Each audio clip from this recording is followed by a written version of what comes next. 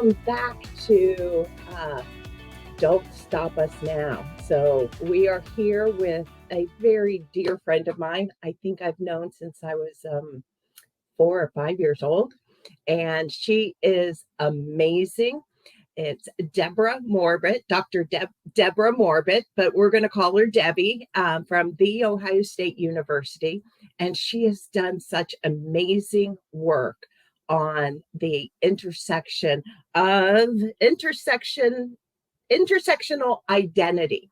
So, real excited to have her here with us, and let's welcome her to the stage. Hi, Hi. Paula.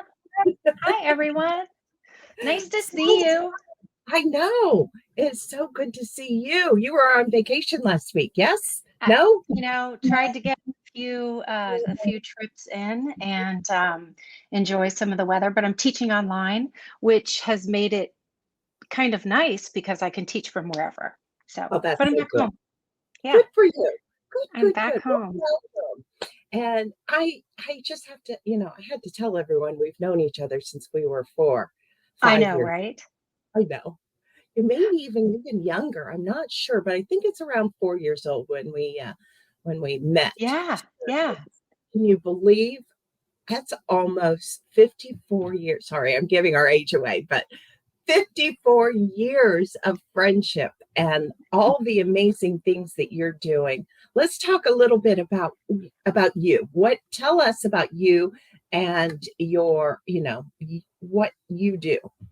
Well, to give a little bit of background, Yep. I actually, like Paula said, we grew up together, and then I was in a different field. I was in marketing and fashion merchandising, and traveling a lot all over the world, working for some high fashion houses and things like that. And I was a buyer for a particular company here locally in Columbus, and decided that although that my passion was in the field and what I was doing, it felt very one-sided.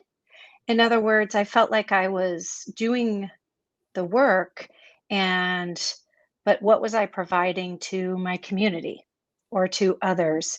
And I don't want to um, take away from that particular role because it's very important. And part of the things that we need are shelter and clothing and things like that, right? But my travels actually is what got me into thinking more about education, and particularly communities, and the way that communities support families and students and us as humans, right? And it kind of goes back to you and I growing up. We grew up in a very tight knit, small community. We all knew each other. Our parents all knew each other. We were so incredibly close. We spent so much time together, not only in school, but summers and sports and whatever we did, right? Our passions in music and sitting in your basement and listening to records and, all of those great things that we did. But so I digress a bit, but That's all right. yeah, that, It's always fun. it really led me to trying to figure out my own identity Mhm. and who I was, who I wanted to be, a lot of self examination, and also how I was seen by others, right?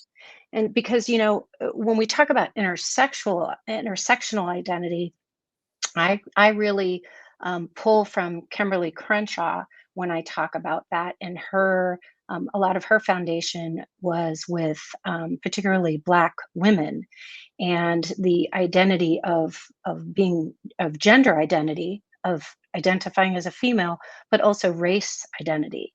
And then when we start making our own identity maps, so many things come in. I identify as a heterosexual female. I'm married. I'm a mother. I'm a daughter. I'm a friend. But I'm white, and I have the privilege of an incredible education, and living in a community that is supportive and that I feel like I belong.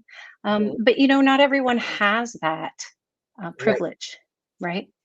And we've seen, even in the last couple years, a lot of infractions on people's identities. And I think that whether it's students or working in the business field or working in our communities, we have to not only understand our own identities, but also those in which that we, you know, are communicating with. Hmm. And it really kind of falls into whether I'm talking to pre-service teachers, so I work with students who want to be teachers, future teachers. I'm also working with teachers and students that are in the field currently. And we know that, COVID really did a roller coaster with education. Yeah. Right. And everyone has a point of view about education because they've either been to school, right? Had a family member or a child in school. They pay taxes for school. However that may go into it. Everyone has an opinion, right? Right. Hmm. And that's hard to navigate. And so you kind of have to dig down deep to figure out, what's your why? Why am I doing this? Right. So I ask my students always to come up with their teaching philosophy of, why do I want to teach? you know Great so question. even if you're working in a business field or Why marketing do or sales?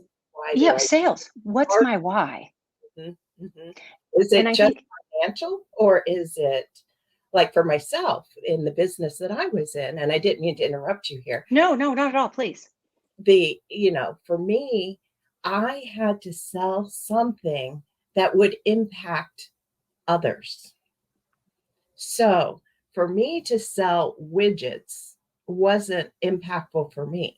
I needed to sell, and that's why I got into the veterinary part of the Hmm. business. I got into medical EMS because it impacted not only families and dogs and humans and communities and those who are sick. That's why I got into sales. It's your why, Yeah. and it directly connects with your identity. And that is what I'm doing now with side B. How can I impact future leaders to really understand who they are and bring Yeah. their whole self to work? And what a great way to think about that, um, with a song, right?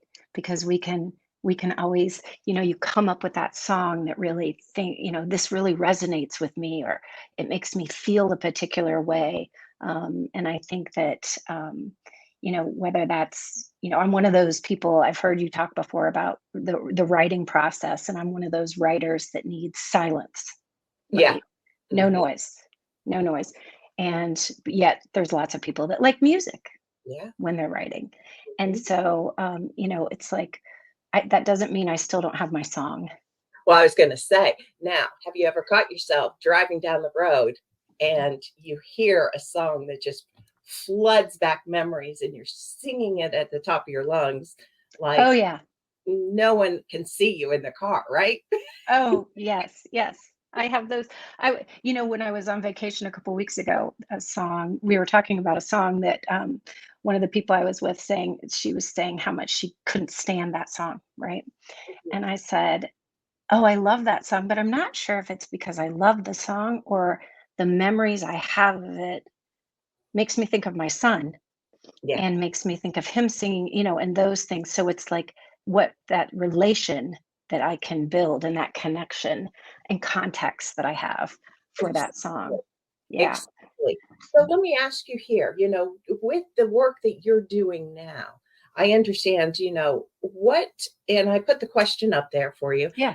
Why are relationships so key to success of teachers, communities, and understanding those we work with, whether it's in business or even driving down the road and a neighbor? Yeah. Yeah.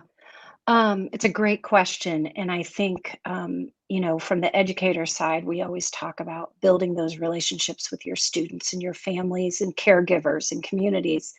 And do people stop and say, well, why? I'm just there to do my job, right? Whether that be teaching or selling or working in an office, whatever law, whatever you choose to do. Um, and I think because if we don't understand who we're working with, right? And what makes up their identity, not only those visible identities, but those invisible identities. So looking at like funds of knowledge, which is written about by Moll and Gonzalez, talking about these whole ideas of what's their background knowledge, what's their experiences, what histories and experiences do we come to the table, whether it's a conference table or a dinner table. What do we come for those conversations? Because we bring with us experiences and histories and knowledge and identities. And if we don't understand who else is sitting at the dinner table with us, and I'm using that as an analogy, but if we don't understand who's sitting there with us, how can we have a productive conversation? I love that. I absolutely love that because there's so much talk about diversity at the table.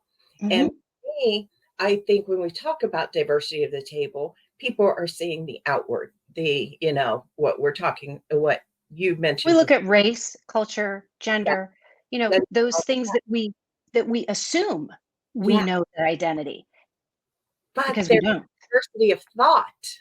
Yeah. Right? And I think that's what you're saying. It's the Yeah. diversity of thought of what we bring and our experiences. That's great.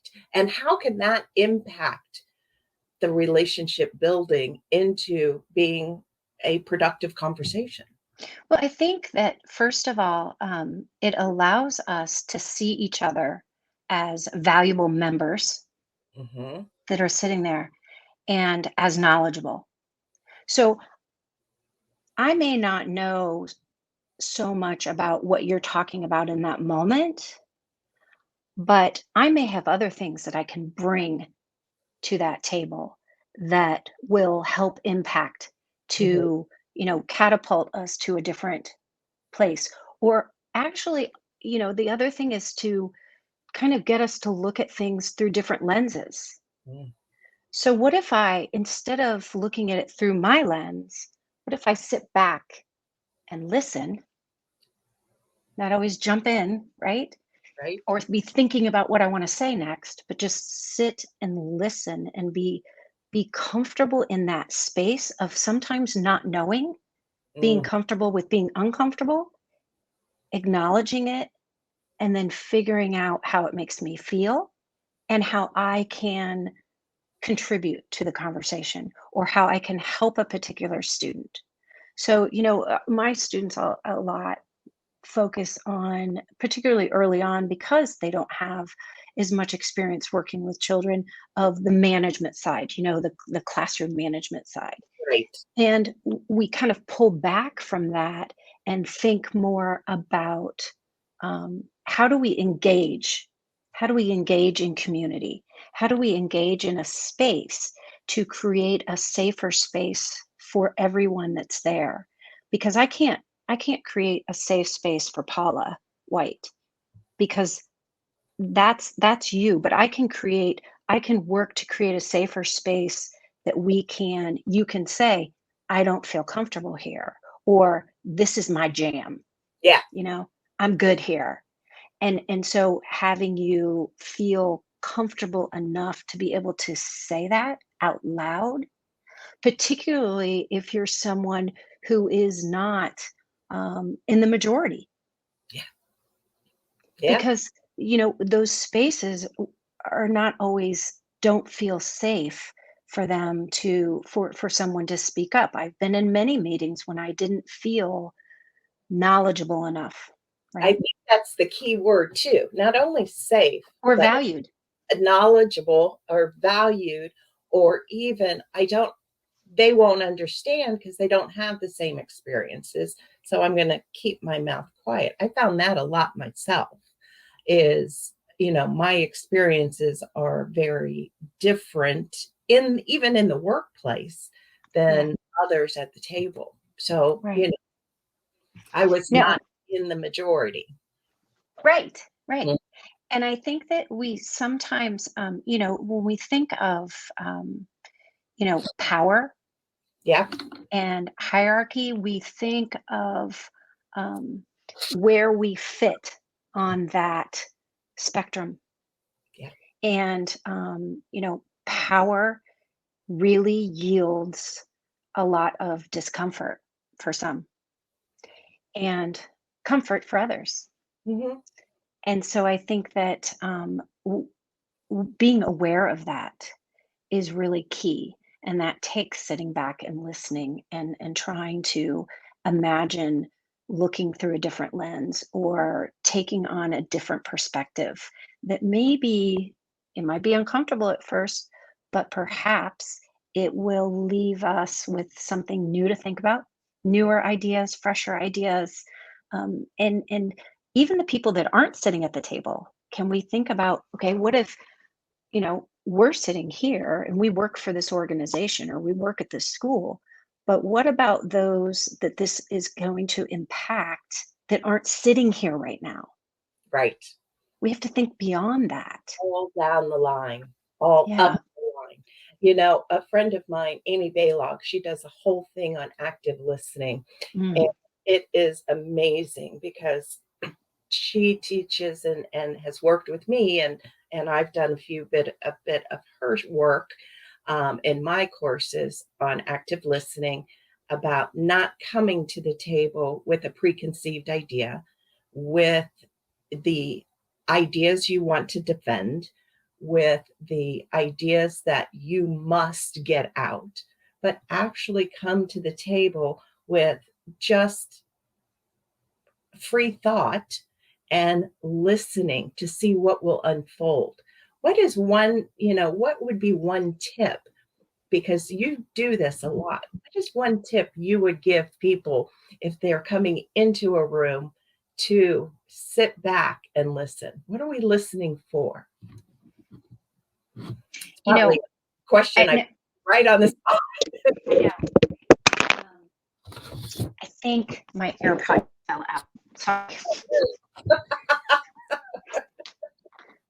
I go to fish it off the ground, right? I must not have the proper ears for these AirPods. They always fall out. Um, okay, so your question, if I kind of got sidetracked there for a second. Your question is how do we approach a situation to be an active listener, right? How do we come into the room? What's one Yeah, three things that you would suggest besides listening to music, besides not coming in with an agenda, besides yeah, not to defend the work that you're doing? yeah. I think seeking to learn. Mm, When we come into a situation seeking to learn as much as we are seeking to share our own knowledge, we can be pleasantly surprised and being open to considering other perspectives. mhm. It's not saying that you have to shift. It's not saying that you have to completely change who you are or what you believe in. But are we able to listen to even come to a point where we say, that's an interesting perspective. May not be where I'm coming from or where I think, but it's something I'm going to put that in the back of my mind and I'm going to think about that for a while because I want to learn more about it. So I oftentimes, constantly um, during certain meetings or afterwards, I talk into my phone about things that I noted or questions that I have, or I jump on my computer and start looking up stuff that I want to learn more about. Mhm. And I think that it shows that, you know, I have to constantly be learning and I have to listen in order to let that learning occur. Yeah, Um, and we yeah, always do, I I also I really care about the people that are sitting in that place. Um, oh, I see Josh's comment. He said, I had a teacher in high school who made it apparent that why they taught and what they loved about it. having passion for it is obvious for the students to see. Yeah. Yeah. Um, you know, Bettina Love talks about is, and Gloria Latson Billings and these people talk about this culture of love and this culture of care, and how we how we do that. So when was the last time in a business meeting or in a school meeting or whatever that you walked in and somebody said, show me a meme that's expressing how you feel right now, Yeah. Right. Right. or tell me something that maybe somebody else doesn't know about you. Yeah. I used to start all my meetings that way. And what is your favorite song today? What's a Yeah, song that impacted you on your drive in? Right? yeah. Yeah. We when we were I haven't done it this semester, but the year and a half that we were teaching online, one of the things we did was I said, okay, in your learning space, wherever you are. Now, some people were in their car, some people were in a parking lot, some people were at a restaurant, or not a restaurant, but like some place that they could get internet when they were open. Some people were in their house, some people were laying in bed. Yeah. Doesn't bother me. You're there. If you're present and you're Mhm. listening, I'm all in. I don't care if you're in your pajamas. Yeah. I did get out of my pajamas today, but Good. no, yeah. Um, but it's like, okay, take 2 minutes. I want you to go find something in your space that represents you, Mm, an object. So, like, maybe yours would be the keyboard behind you, right. or maybe mine would be a book, or it could be a picture.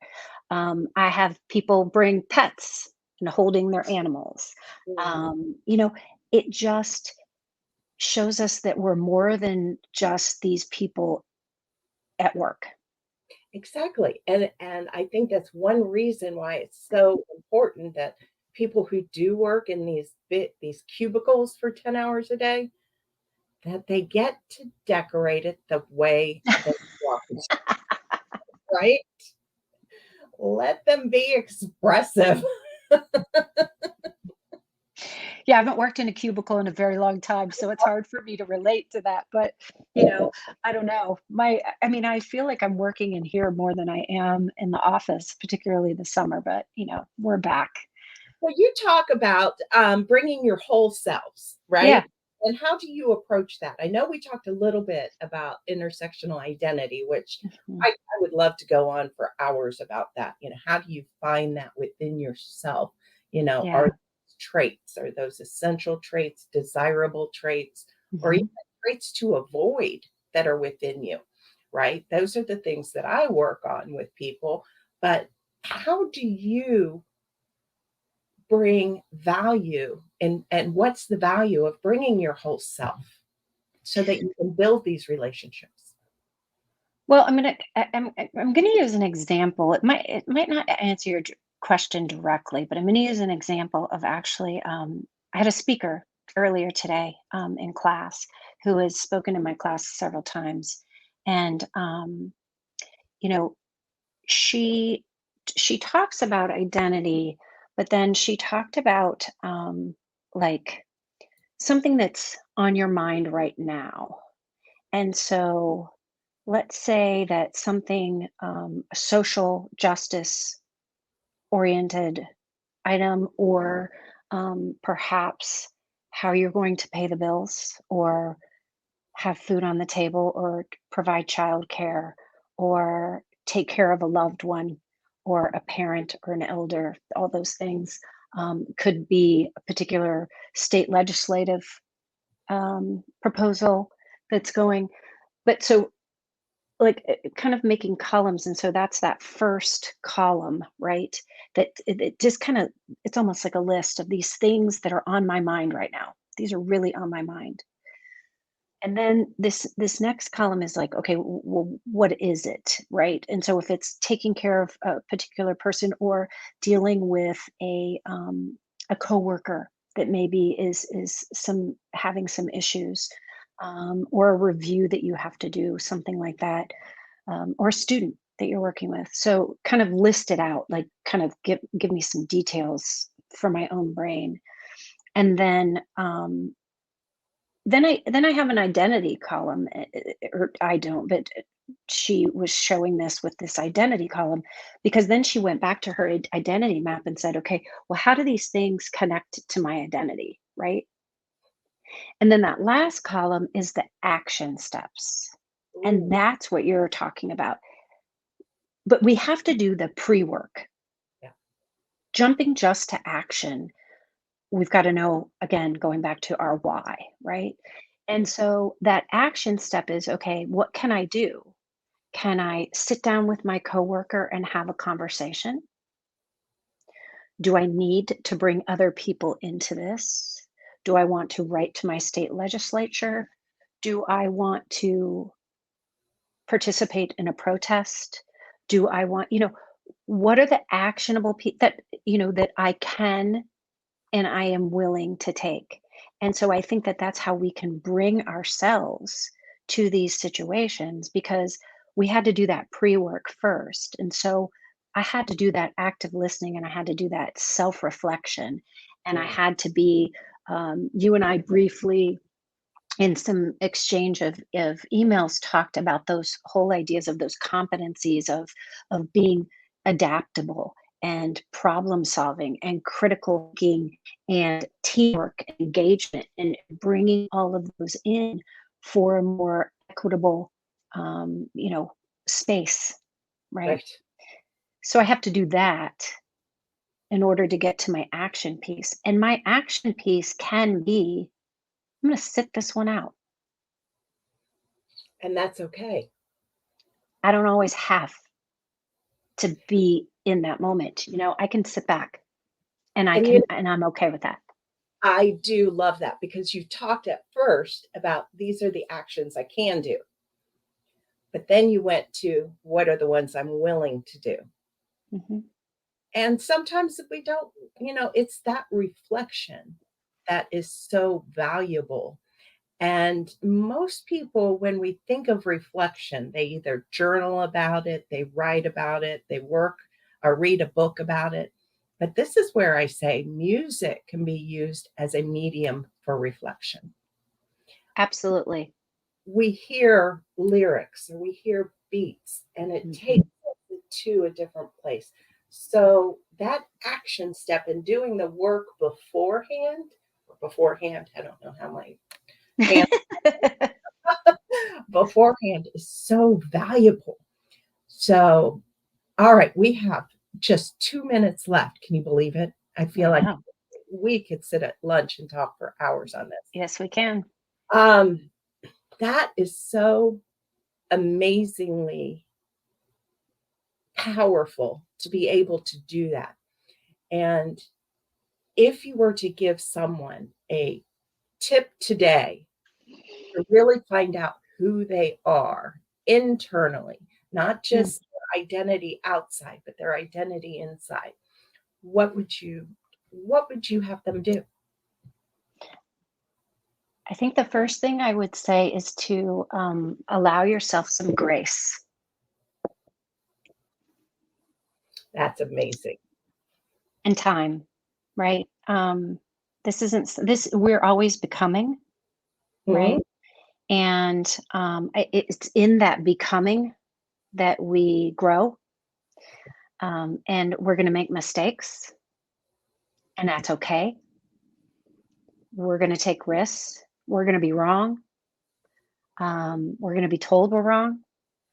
We're going to be criticized, but allow yourself some grace, because that's where humanizing Yeah, who we are is so important. And allow yourself to be in that space, whether it's quiet, music, or thinking. art, thinking, journaling. Yeah. I wanna thank you, Debbie. It's been such a pleasure, and I love Thanks, Paula. becoming. And if anyone wants to learn more from Debbie, check out her LinkedIn and connect with her. Yeah, absolutely. Voice is going a little bit here, but thank you, and What a powerful session. So Thanks, Paula. stay on, and I'll be right back. Great to see you. Great to see you. Mwah.